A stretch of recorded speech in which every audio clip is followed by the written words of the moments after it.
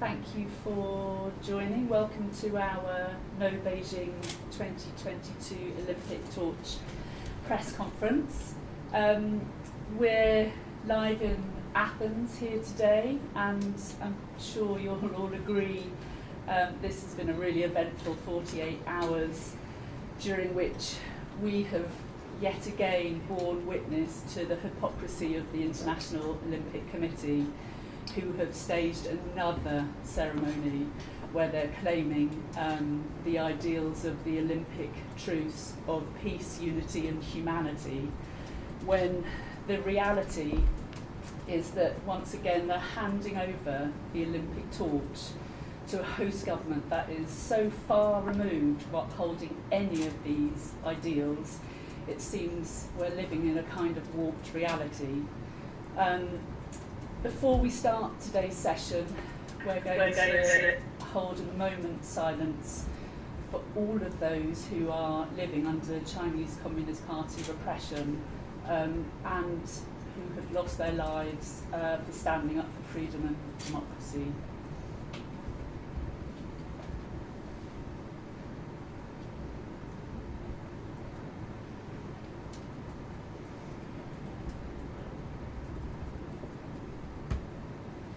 To announce to everyone who's joining us online, if you're journalists and you're wanting to ask questions, please do start stacking questions in the chat area, just so that we can start the Q&A really quickly after we've finished with our presentations.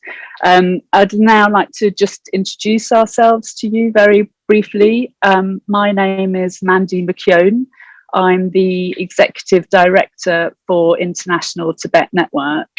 And with me here today on our panel are two highly esteemed colleagues of mine, Zimrate Arkin. Zimrate is the Programme and Advocacy Manager for World Uyghur Congress, an umbrella organisation working for the rights of the Uyghur people. And Pema Doma. Pema is a Tibetan-American activist and the campaigns director for Students for a Free Tibet, a global organisation working with students and youth to campaign for the freedom and basic rights of the Tibetan people. And without further ado, I'd like to hand over to Zimrate.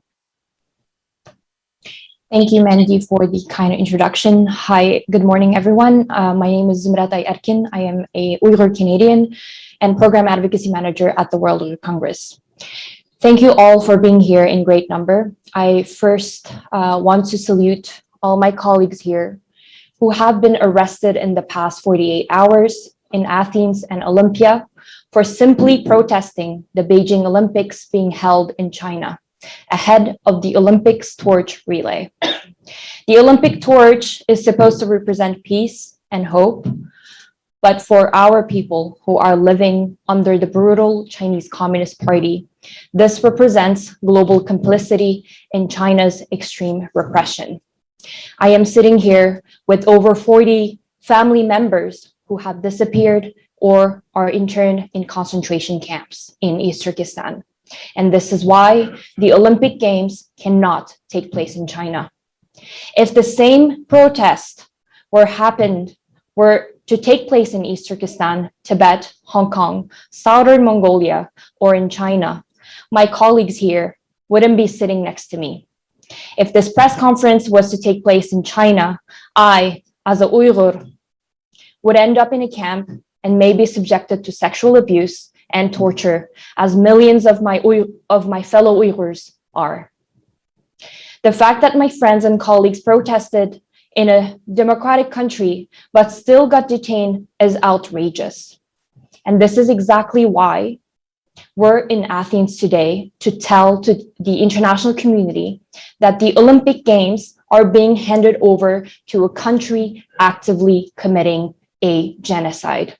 And that although we have a backup plan, millions of Uyghurs, Tibetans, Hong Kongers, Southern Mongolians, and Chinese aren't as privileged as us. Is the IOC willing to take responsibility for protesters being arrested in Beijing during the Games?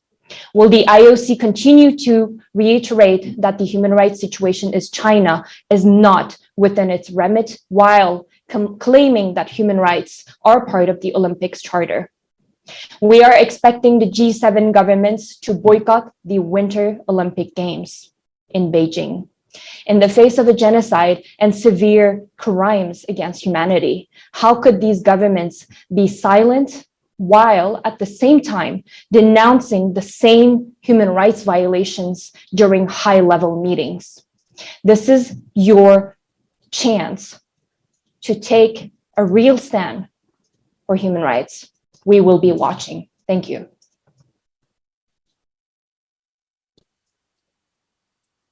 Thank you, Samratai. Pema.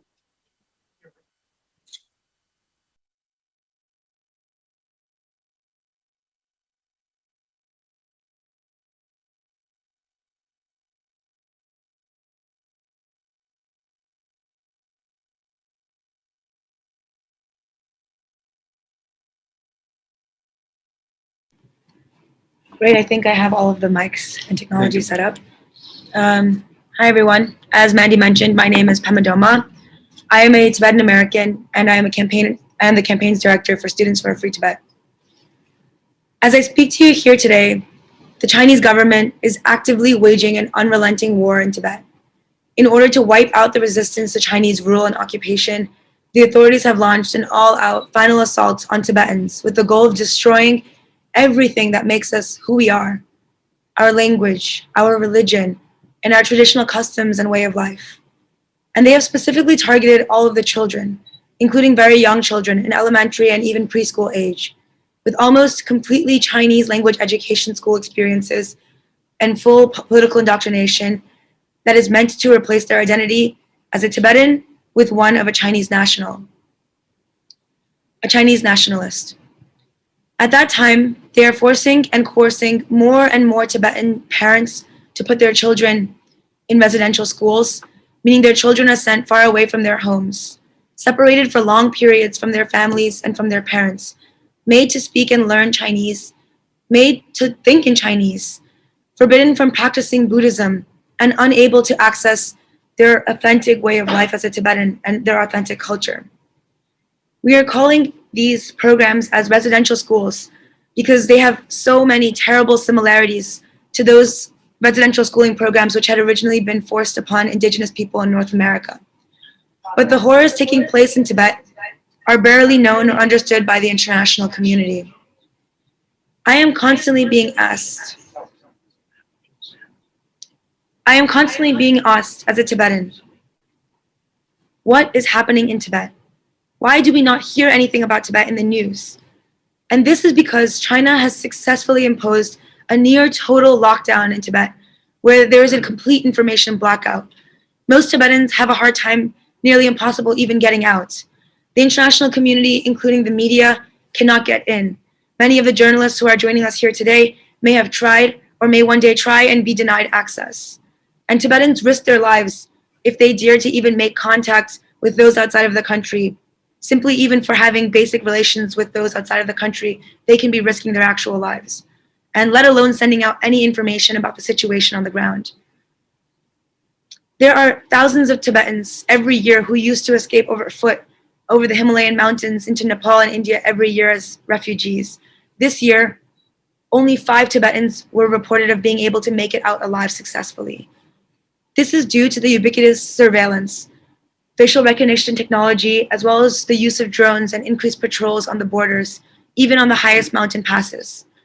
While the level of repression increases, there's also a tightening security which makes it impossible for Tibetans to escape. In January this year, for the first time, Freedom House ranked Tibet alongside Syria as the least free place on the entire earth in its annual ranking on civil and political rights in the world. I want to be clear with everyone listening here today that it is not just since the 2008 Beijing Olympics that this human rights escalation has happened, but rather in part it is actually because of the 2008 Games in Beijing that the situation on the ground in Tibet has gone from bad to worse. I believe the repression in Tibet is in part due to China being able to host the games in the first place, because they were given the legitimacy of the international community bestowed upon them and the Chinese Communist Party by allowing them to host the Olympics, bestowed on them by the IOC. Even when China and the CCP had just launched a massive military and security crackdown in Tibet, Chinese leaders were signaled that the free world didn't necessarily care about these policies and these behaviors. At the exact moment when we as an international community should have been using symbolic political leverage to push Beijing for more accountability and to actually improve its human rights records, we actually sent the opposite message. We said, go ahead, don't worry, there is no cost, no price to pay for any of your actions against Tibetans, against Uyghurs, and against Hong Kongers and others. And so now in 2021, where are we? We have watched an increasingly emboldened China, increasingly emboldened Beijing, especially under Xi Jinping, go further and further into building an Orwellian state, a totalitarian state that is now actively committing genocide in East Turkestan, crushing democracy in Hong Kong, cracking down on civil society and faith communities and LGBT communities in China itself, as well as threatening democratic Taiwan. And in the midst of this escalating crisis of repression, what does the IOC choose to do? Does it choose to draw a red line on genocide? It chooses to continue to ignore the facts on the ground, turn a blind eye to genocide and Xi Jinping's vicious campaign of repression. It pushes ahead with yet another plan to confer a badge of global legitimacy to the Chinese government by allowing them to host the 2022 Winter Olympics. This behavior is not only outrageous, it is immoral and criminal. It is essentially aiding and abetting the Beijing regime to carry out its propaganda and to cover up a sports washing of its genocide. We must not allow it to happen. We are all here at this critical moment in history. While there is still some time to make a difference, there is still time for us to say, enough is enough. These games cannot go ahead as planned. They must be postponed. There has to be a red line that governments, national Olympic committees, sponsors and broadcasters, and even athletes will be refusing to cross. And that line must be genocide and crimes against humanity, such as we have seen here in Tibet against the Uyghurs and in all of the lands that the CCP is controlling. Thank you.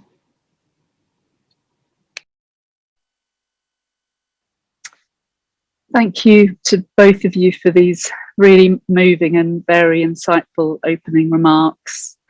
Before we move on with some questions from journalists here, one of my colleagues is going to pass around a mic.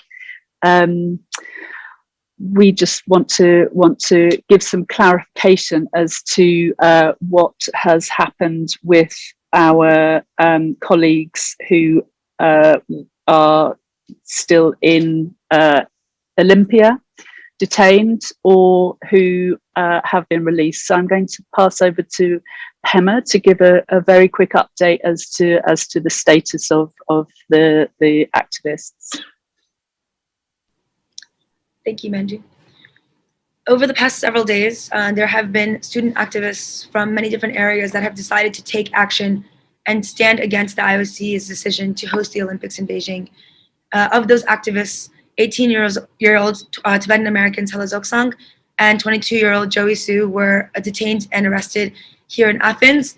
They were held overnight, and they were taken to court, and after this, they were released, and they are currently free and have been released from the jail where they were being held.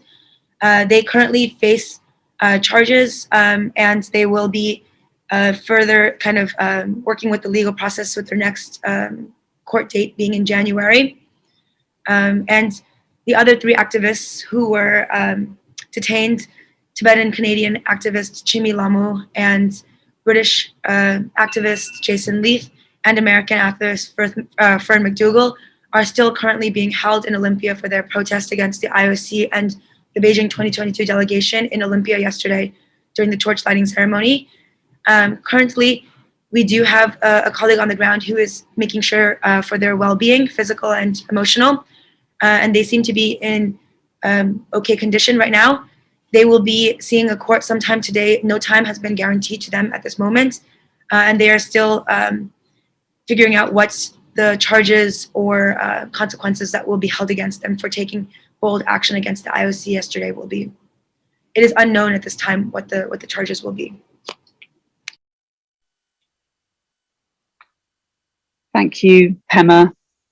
So moving on to a couple of questions from journalists online, and then we'll pass to the floor. So the first question I wanted to pose over to you firstly, Zumratay. In your opinion, how does this year's protests and activism against Beijing 2022 Olympics compare with the protests responding to the 2008 Olympic Games? Thank you, Mandy, for the question, and to Eva Xiao for submitting this. I do think that there's a huge difference between the protests that happened in 2008 and the protests that are taking place today ahead of the Beijing 2022 Games, because I think that in 2008 it was on a much smaller scale. Not to minimize, the importance of the protests that took place inside China in 2008. We have colleagues here who were present during the games in Beijing as well, who were arrested as well. But I think what is different, the main difference is that so many more communities have embarked on this journey.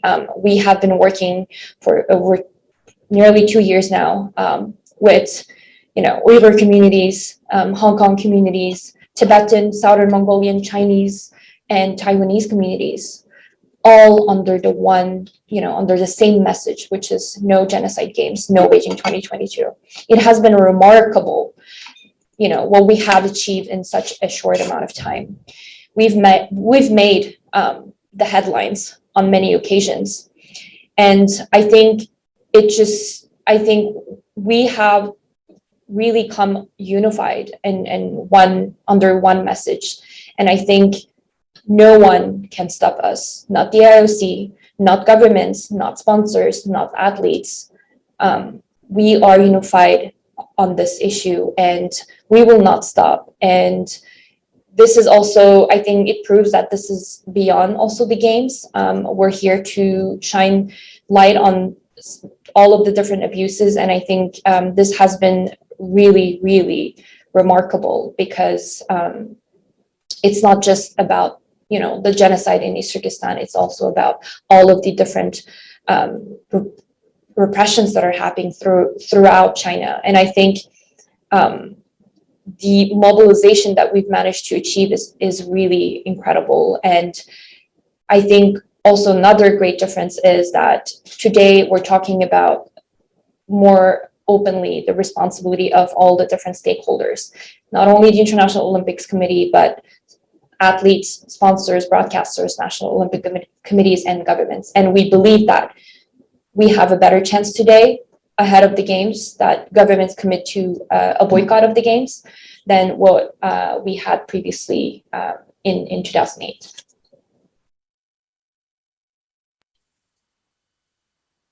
Pema, did you want to add to that question?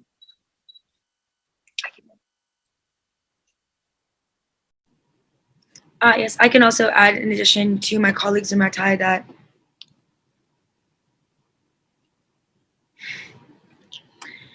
I can echo the sentiments of my colleague Zumratay in saying that in 2008, the international community at large, they may have been aware of protests, or they may have been aware of some, discontent with the IOC's decision making.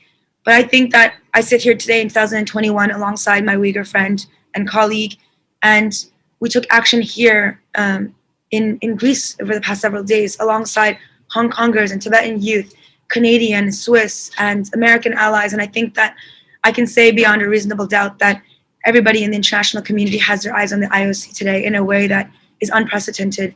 And I think if the IOC thinks that they can continue business as usual, they will get away with it. I think they're gravely mistaken. The situation has changed, and I think the international community is taking notice.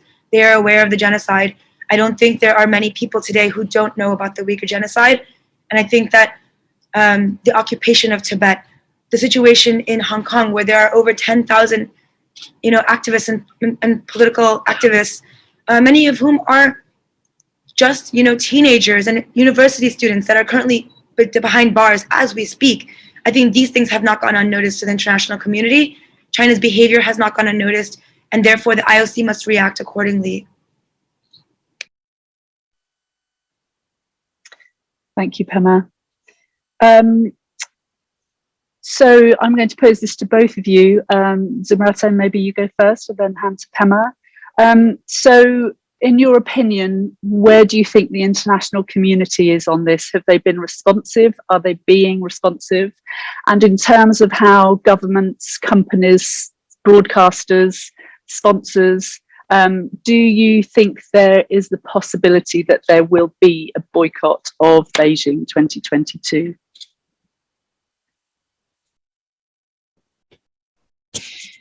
I think the international community has taken this issue seriously. There has been, international outcry on the fact that the Beijing Games are being hosted during a genocide.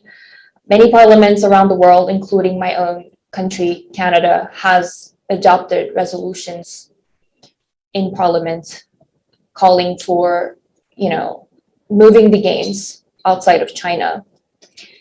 So in European countries as well, such as the Netherlands, parliament members around the world are also talking about this issue, but it is not enough.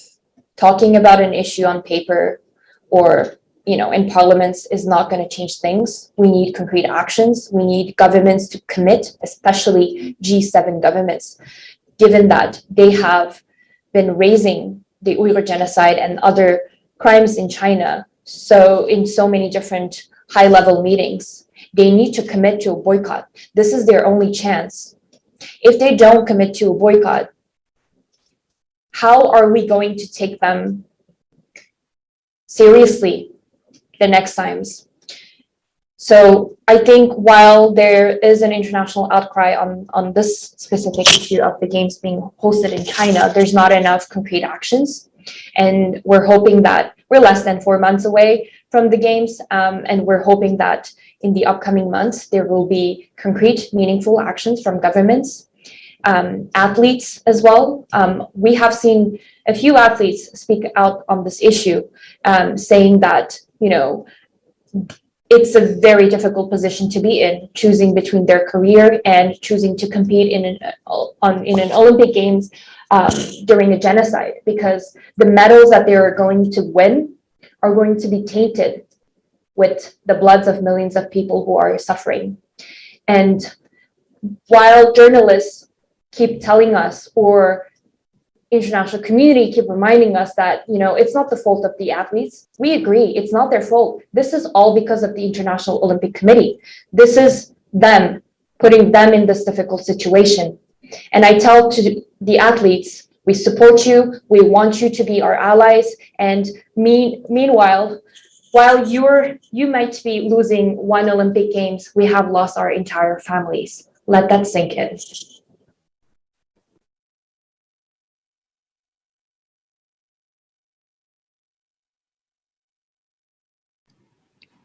Thank you, Zumratai.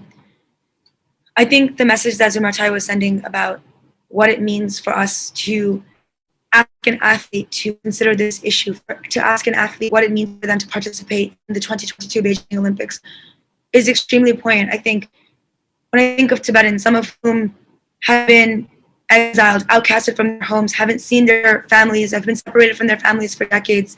I think about those in Hong Kong, students that are 22, 23 years old, who packed their bag one day and got on a flight, not knowing if they'll ever see their hometown again.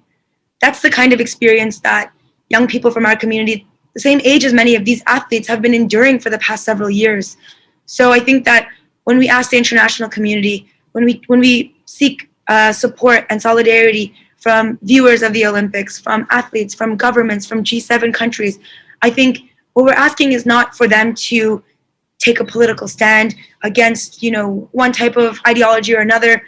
This is actually putting those that are being impacted the most by this issue in a position where they're being made into a token, a piece in a puzzle, when in reality what we're asking is for them to listen to our stories and ask themselves, is it right for them to participate in the sports washing of suffering our people? And if it's not right for them to do so, what are they going to do about it? What can they do about it? What can we do about it together as an international community?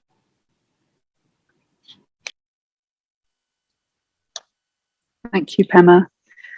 I'm now going to pass the floor. Philip, did you want to ask a question? Yes, please.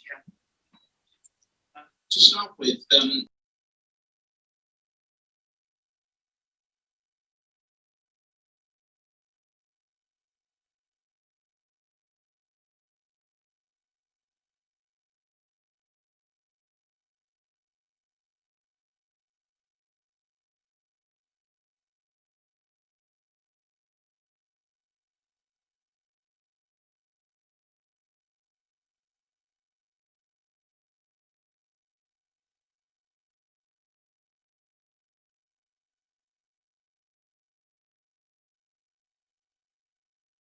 Are you asking about the ones that were from Athens? Away of at the Parthenon, the Acropolis, yes. So the two activists who were arrested in Athens were 18-year-old Tibetan American Tel Zoksang and 22-year-old Joey Su, Hong Kong American Joey Su.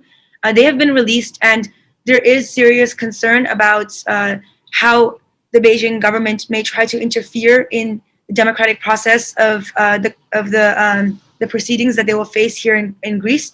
As of right now, they have the charges have actually been extremely unclear.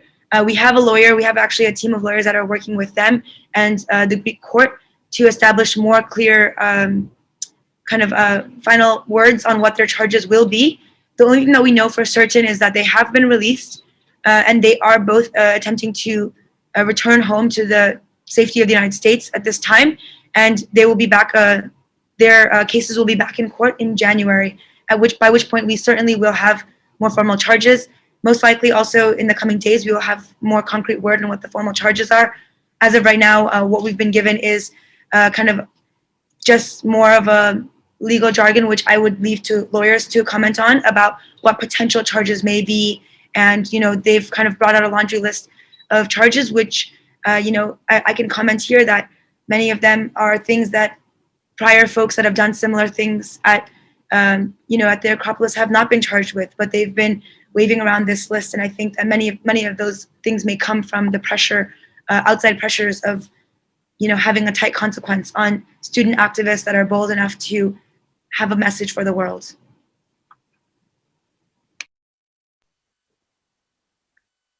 Thank you, Pema. Philip, I'm not sure whether you had another question. Yes, yeah, I do actually.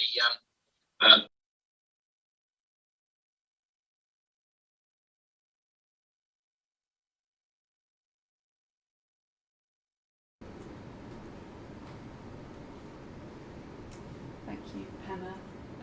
Philip, I'm not sure whether you had another question. Yes, yeah, I do actually. Obviously, we saw the protests in 2008. I witnessed them in Olympia and in London. And today, I dare say there will be some kind of action happening as the flame is handed over. But you've heard what the IOC responded. You heard what even the Hellenic Olympic Committee talked of it impinging on a cultural event and so forth. What impact can waving a few flags in the ancient site and basically doing what you're doing in a peaceful way, given that the Chinese government's reaction has been as it has? You know, how much do you feel you have actually achieved by what you've done over the last few days? Do you think staging protests at an event such as the handing over of the Olympic torch to the Beijing hosts? I'm going to pass to Zimratai first, or to Pema. Thank you for the question. I think what the goal of these protests, of these student activists, has been since the first protest is to start an international dialogue, exactly what we're doing here today, to start a conversation where people, everyday people around the world, global citizens of different countries, can start to ask themselves, what does it mean for me to support and endorse this Olympics? What does it mean for me in my everyday behavior to tune in? And I think that we have been really extremely successful in doing that. And I think about the students, the 18 and 22-year-olds, Chimi Lamu from University of Toronto, an alum of University of Toronto, I think seeing the actions that they have taken, I think they have been extremely successful in raising this to a global platform. And most importantly, to start a dialogue. And in regards to the comment by the IOC, I think it was best said by like Yacho from Human Rights Foundation on Twitter. Although the IOC has claimed that these protests have marred a cultural event, the question to them would be then, so what about the genocide which has marred the entire tradition of the Olympic Games? I was actually extremely surprised when I found out that for the first time that the Olympic Games were started as a moment of truce between conflicting groups. And when I think about conflicting groups, I think about Tibetans and Uyghurs and Chinese. And what a better example. And yet there is no Tibetan flag represented in the Olympic Games. There are no Tibetans invited to engage in this global peace ceremony. So what does this mean? It is not a global truce. It is actually a global legitimization of the occupation and silencing. It is actually a global legitimization of the occupation. So in that case, this entire agreement by the IOC and the Beijing Committee has been a defilement to the sacred tradition of the Olympic Games. So while they may feel that this action in support of peace and human rights with no violence by young people and by allies in solidarity with those inside Tibet might be a disgrace or disrespectful to the culture of that ceremony, my question to them is, how have they defiled the entire tradition of the Olympic Games by allowing a genocidal regime to host the Olympics not once, but 2 times?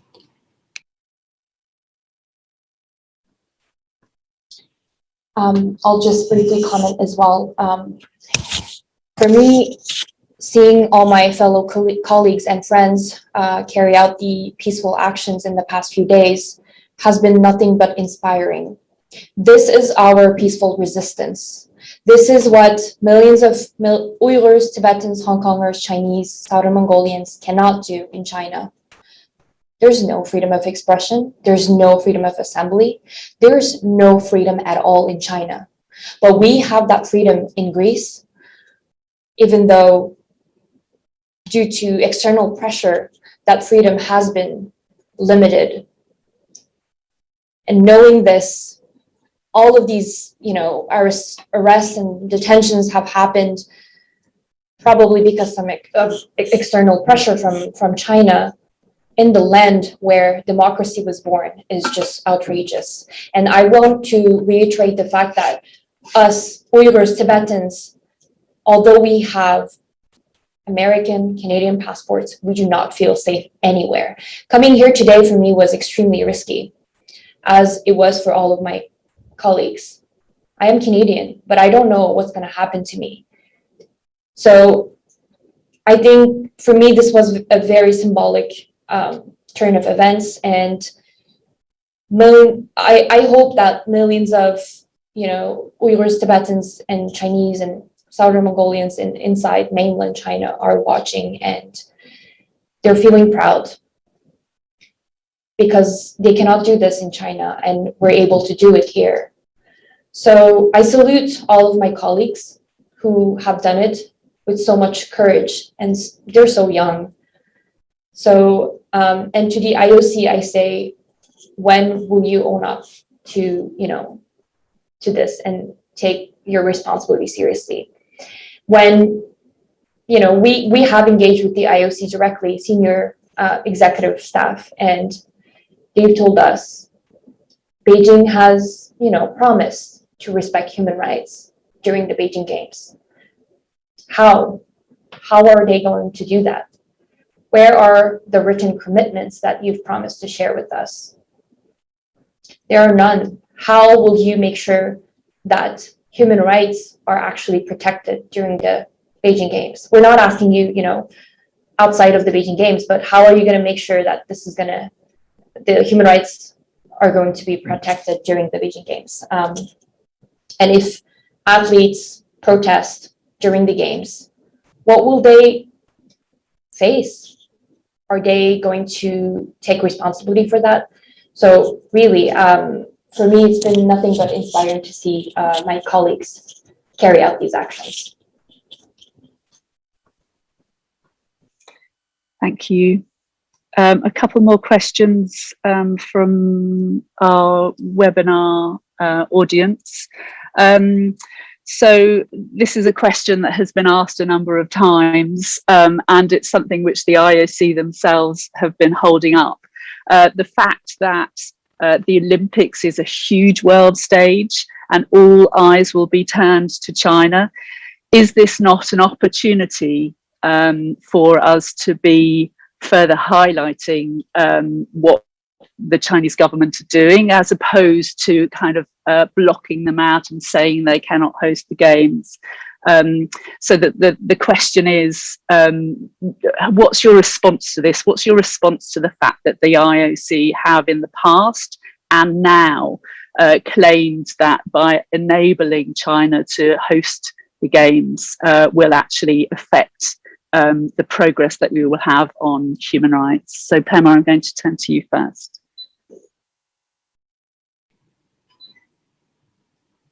I think at the end of the day, I can look anybody in the face and just ask them, how can you do this when there is a genocide going on? When families, millions of people's lives are turned upside down, women are being sexually assaulted and raped, they're being forcibly sterilized. There are colleagues and friends of mine like Zumratai who have 40 family members that are missing or detained. How can we continue? How in anyone's conscious mind can they say this is okay? In any semblance of a doubt in their mind, how can they think it is okay? How can they ever imagine that this could be okay? How could anyone think that there is not a red line in the world for the word genocide? And this genocide, if anybody has taken the time to sit down and listen to the words of Uyghur people themselves during the Uyghur tribunals, you can see exactly how gory, how violent, how the opposite of the image of peace this genocide has been in the lives of Uyghur people. And to think about the occupation inside Tibet, children as young as 3 and 4 being separated from their families, and Orwellian levels of techno-dystopian digital security surveilling them, their every move, their thoughts. In January of this year, we had a 19-year-old Tibetan inside Tibet who started a WhatsApp group chat, a WeChat group chat. And because of this, he was beaten to death. And how can we say, oh yes, but this is a platform for us to talk about these issues in a peaceful, diplomatic manner? People's lives have been turned upside down and we must react accordingly in solidarity. Otherwise, what has become of humanity today?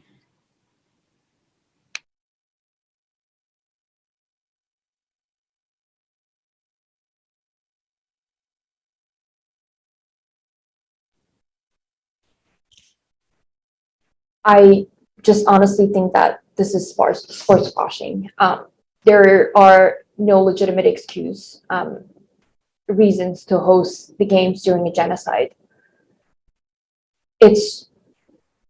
Doing that is simply endorsing the genocidal regime. And no matter what the IOC says, Olympic Games will always be and have always been political. It's not a political, it's not a politically neutral event. It's not. Countries are there. Countries have boycotted the Olympics before for different reasons. And as my colleague said it, if a genocide is not our red line, I really don't know what else is. And if governments and the international community is endorsing the Beijing Games, that means that they're complicit in an ongoing genocide. The IOC has multiple times told us and told everyone that this is about unity, peace, and inclusion. But how is that possible when us Uyghurs, Tibetans, are not even included in the games? Can they maybe tell us how Uyghurs are going to be there in Beijing during the games? Uyghurs don't have passports. They cannot travel freely. So how is that even inclusive? I love the Olympic Games. Growing up, I grew up in Canada where Winter Olympic Games are big. And I've always enjoyed watching them. I enjoy playing winter sports. And, you know, it would have been amazing to go actually there in person, but I can't. I just cannot. First of all, I cannot enter China because of obvious reasons, but also I'm actually here sitting and putting all of my relatives home in East Turkestan at risk. So I cannot accept the fact that the IOC or anyone else will tell me, oh, the games are an opportunity to talk about these issues. We're talking about these issues without the games.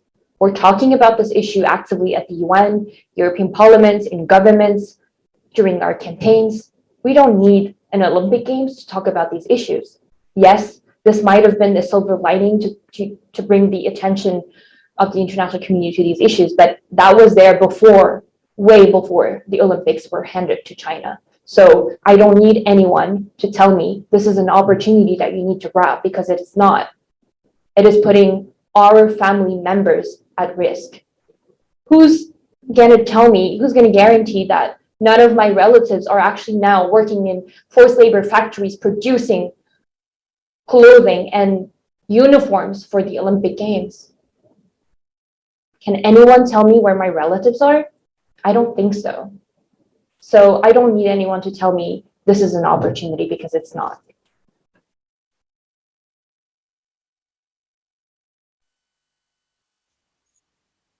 Thank you. We just have a few more questions before we start to wrap up.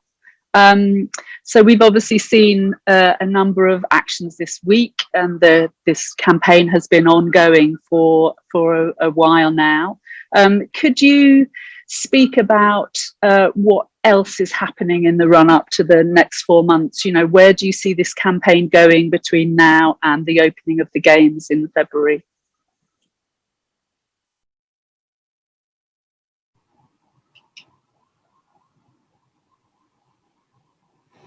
I will let my colleagues Zumata answer as well. And Nani, I know you're facilitating, but if you would also want to say a few words, I know you're very involved in the campaign as well yourself.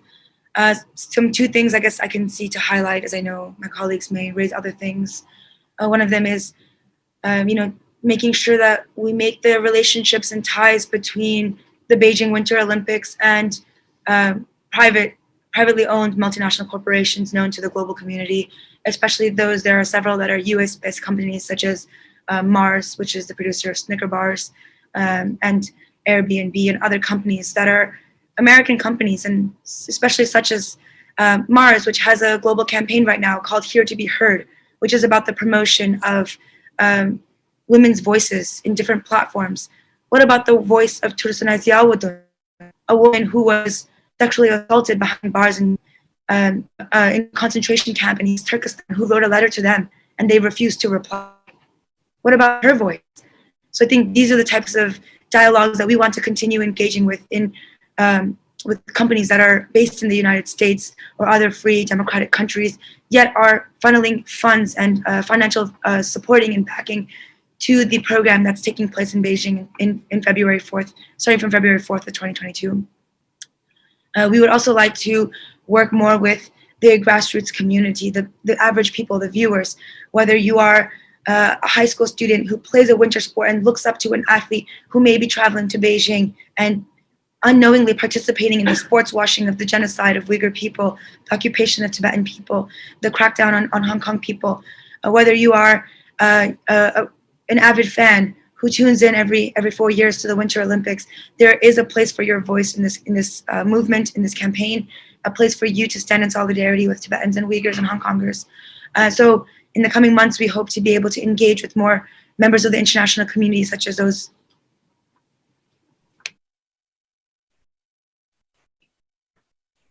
Just to add on that, we're hoping that sponsors of the foreign sponsors will take responsibility in this. And just 2 weeks ago, I'm based in Germany now, and we asked Allianz, which is the only German sponsor of the games, to drop their deals for the Beijing Olympic Games, and we brought in two survivors, Qalbunur Siddiq, who is an Uyghur woman who was formerly a teacher in two concentration camps in East Turkestan, who fled not long ago, and also Golok Jigme, who's a former Tibetan political prisoner.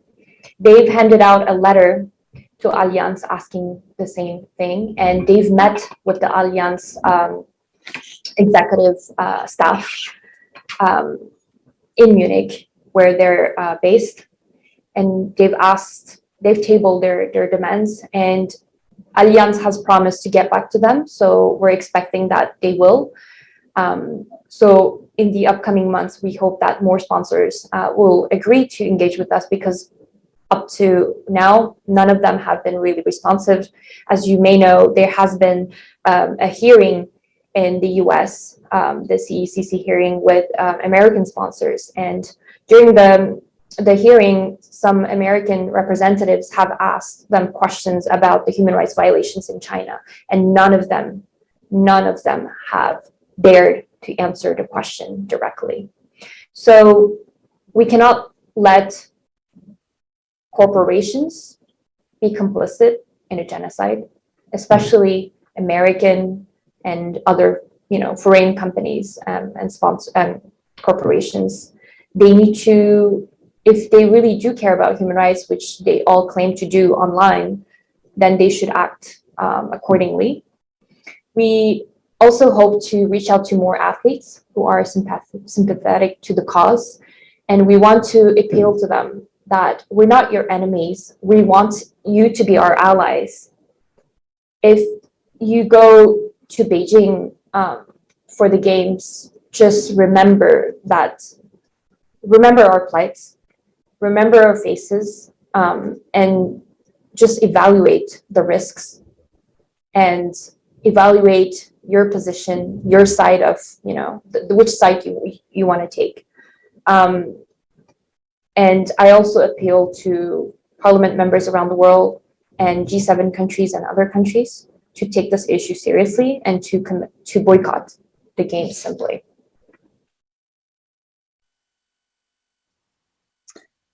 Thank you, both of you. So just in addition to that, I just wanted to add that this is a really strong and building campaign, and we may only have 4 months left until the Games is due to open, but Tibetans, Uyghurs, Chinese dissidents, Hong Kongers, Southern Mongolians, and all those affected by the CCP are coming together, strategizing and planning for what more can be done. And I think the big ask, as both of my colleagues have said, is, people need to stand up and be allies. They need to stand with the people who are living under Chinese Communist Party repression and ensure that they're standing on the right side of history. And this is that moment. And this moment cannot pass without people ensuring that they know they are doing the right thing. We are speaking to broadcasters who will be complicit in the CCP's repression by broadcasting the genocide games. There is no doubt about that. And, our conversations are ongoing, and we are expecting there to be action over the next couple of months. So please do watch this space. We have a last few number of questions. Sorry, just bring up my chat. Philip, did you have another question? I'll repeat the question to our Zoom watchers in 2 seconds. No, but somebody said they couldn't hear. I just wanted to ask about the IOC.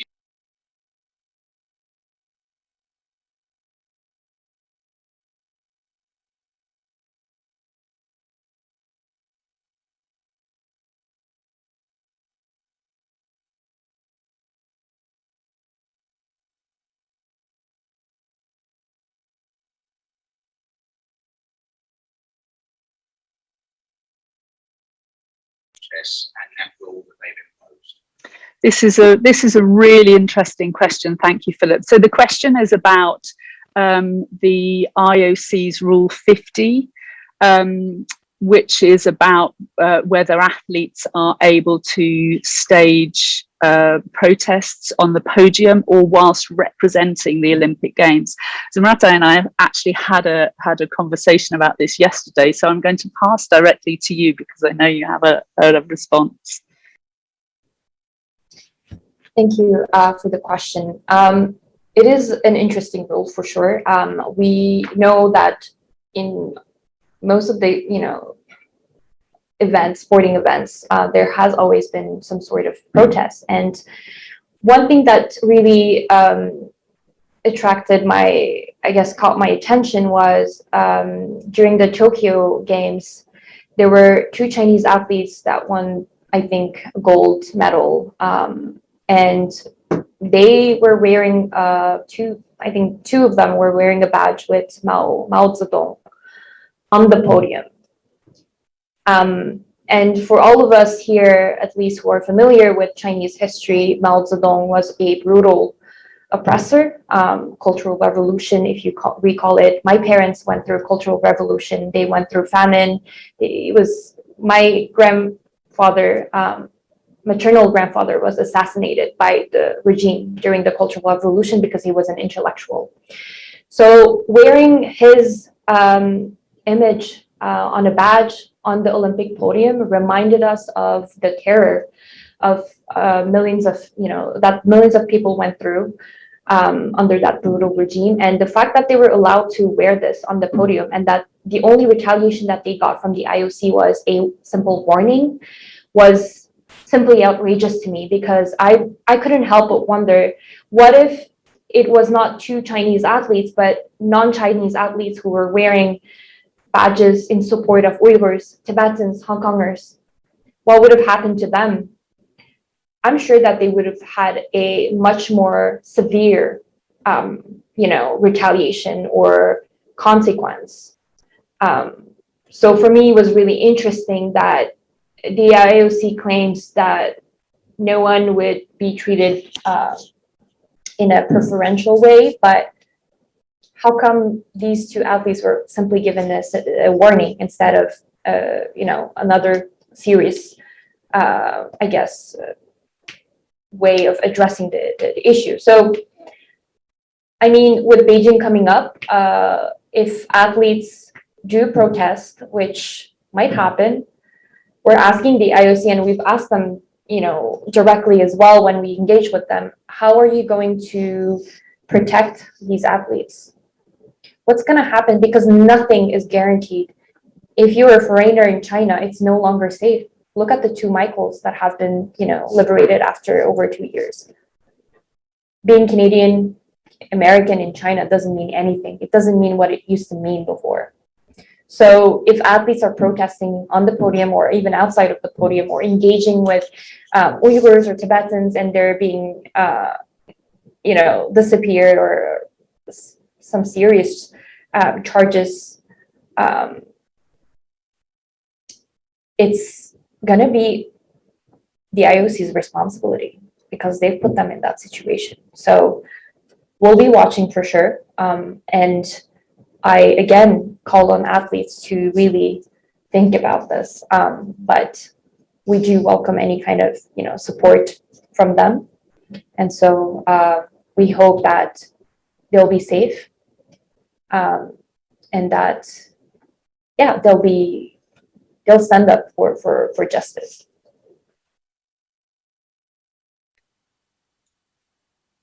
Thank you.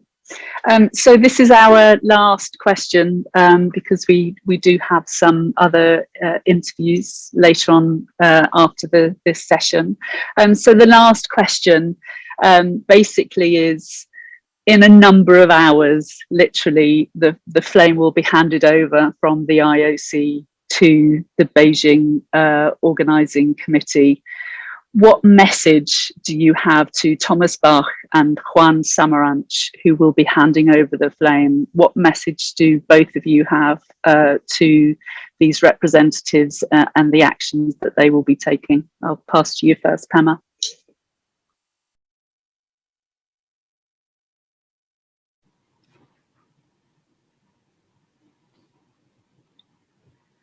I think that in just a number of hours, as Mandy McKeown just mentioned, the IOC will be handing over this Olympic torch to Beijing 2022.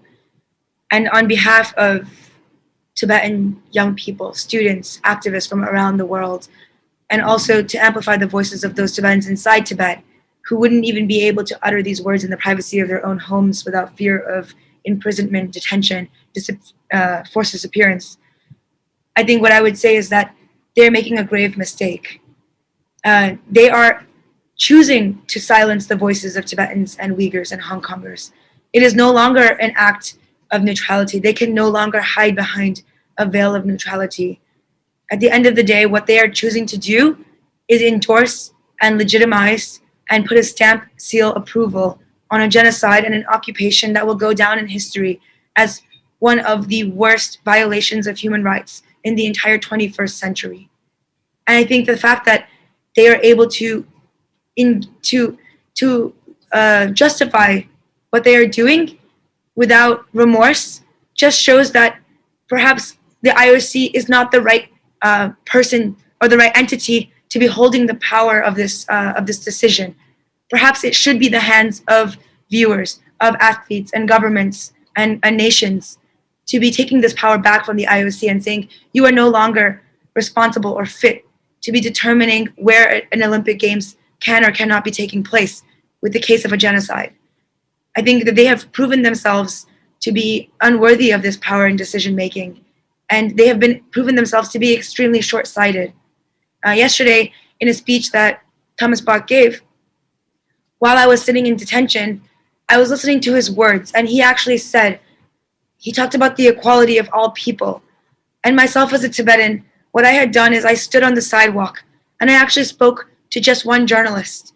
And meanwhile, there were several East Asian Chinese men staring at me and taking photographs of me. And when the journalist came over, there was actually one person who came closer and almost like a comic book, stuck his ear out towards our conversation. And this is exactly a physical representation of what it is like to be a Tibetan inside Tibet today. That no matter what it is, your device, your school teacher, your neighbor, the CCP has created a system in which even your own private thoughts are not your own.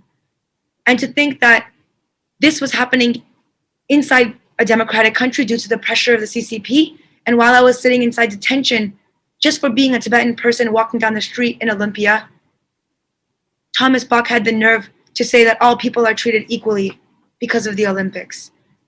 This shows that he is completely out of touch, out of sync with the reality.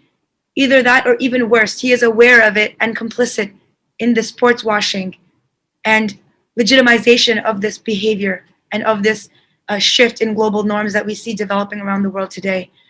So I think regardless of whether it's ignorance or malicious intent, what I can say without a reasonable doubt, beyond a reasonable doubt, is that Thomas Bach does not have the legitimacy or authority to anymore decide or dictate what is a reasonable outcome for this 2022 Beijing Olympics. And that is why it is especially pertinent for sponsors of these games that are funneling in millions and millions of dollars into these games, and for viewers that are tuning in and making it possible, for athletes that are bringing the actual glory to the stage and to the slopes and to their platforms and arenas, for governments that are sending their diplomatic envoys that are actually putting a stamp of legitimacy to these games.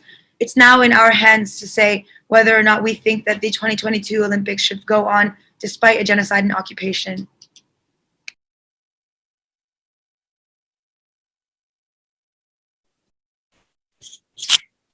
To Thomas Bach and Juan Antonio Samaranch, I have one question. How can you sleep at night knowing that you're endorsing a genocide regime? How can you claim that the Olympics are politically neutral when it's clearly not? And how can you claim that these Olympic Games are inclusive when I have lost contact with my family since 2017? How many Uyghurs are going to be employed in forced labor factories to produce the garments that are going to be used for the Beijing Olympic Games? How many sponsors will agree and put their endorsement on the genocidal games? How many broadcasters will choose to also endorse this? So while we're here, and even as my colleague Pema said, in a democratic country protesting peacefully and being arrested and detained for this, imagine if this is happening in a democratic country in the middle of Europe, what is happening in China? Because for sure there will be protests by Uyghurs, Tibetans, as their last attempt to break free. Who's going to take responsibility for that? Who's going to monitor what is happening inside during the Beijing Games and after the Beijing Games? The 2008 Olympic Games served all of us as a lesson, should have served us as a lesson, but it didn't. That was a turning point for many people. And while the international community hoped that it would change things inside China, that it would bring democracy, it would bring human rights, it did the complete opposite. So what happens next after the 2021 Olympic Games? So really, my only question is, how can you sleep at night knowing that there's an ongoing genocide, millions of people being repressed and suppressed for their expression of their freedoms, and you just blindly turn an eye on this? For us, it's not acceptable, and that is why there should be no Olympic Games in Beijing.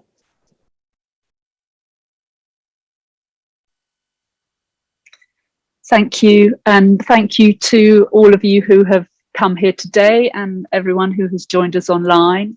I just want to offer a last thanks to the lawyers who have stood up for our colleagues who were detained over the last couple of days, and we hope the hearing this morning goes very well, and we will be updating the media as soon as we have any news on this.